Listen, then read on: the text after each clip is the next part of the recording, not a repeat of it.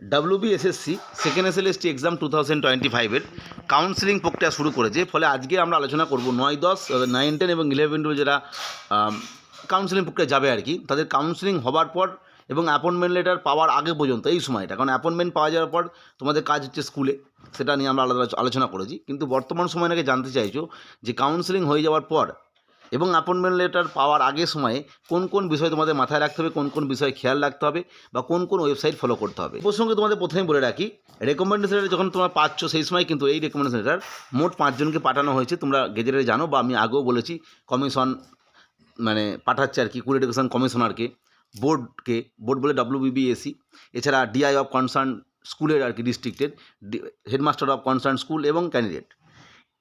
এখানে রেকমেন্ডেশন পাওয়ার পর তোমাদের কাজ হবে WBSSCর যে ওয়েবসাইট সেটা না ফলো করলেও চলবে, তার সঙ্গে কোনো আর সম্পর্ক থাকছে না। এরপরে যেটা তোমায় ফলো করতে হবে সেটা যে West Bengal Board of Secondary Education, অর্থাৎ West Bengal Board of Secondary Education তোমাকে কিন্তু অ্যাপয়েন্টমেন্ট লেটার দেবে। ফলে এই ওয়েবসাইটে ফলো রাখতে হবে। তোমরা দেখেছো গত 3 দিন ধরে 3টে লেটার ইস্যু হয়েছে, যেখানে মূলত যারা রেকমেন্ডেশন পেয়েছেন তাদের সেই রেকমেন্ডেশনের ভিত্তিতে তাদের ভেরিফিকেশন বা PVR জমা এই সমস্ত বিষয়ের জন্য ডাকা হয়েছে। 4 নম্বর হচ্ছে নোটিশ সেকশন, যেটা West Bengal Board of Secondary education, তাদেরকে লক্ষ্য রাখতে হবে। 5 নম্বর হচ্ছে PVR ফর্ম, যেটা ইতিমধ্যে মানে পর্ষদ পাবলিশ করে দিয়েছে, সেটা তোমরা প্রিন্ট করে অবশ্যই 3 সেট রেডি করে একদম লিখে রেডি করে রাখতে পারো। তোমরা যে সময় লিস্ট পাবে, তোমাদের লিস্ট থাকবে কাউন্সেলিং হয়ে যাওয়ার পর, সেই সময় সেটা সার্টিফাই করে নেবে, অর্থাৎ গেজেটেড অফিসারতে সার্টিফাই করে নিতে হবে এবং তারপরে তোমার সমস্ত ডকুমেন্টস জেরক্স করে সেলফ অ্যাটেস্টেড করে জমা দিতে হবে, সেটা তো লিস্ট দিয়ে দেবে। তাহলে এই মুহূর্তে PVRটা রেডি করে রাখতে পারো। এবং অবশ্যই 7 নম্বর যেটা মেডিকেল ফিটনেস, এটা করার কিছু নেই, কারণ মেডিকেল ফিটনেস এই মুহূর্তে তুমি যদি কোথা থেকে করে নাও সেটা কিন্তু হবে না।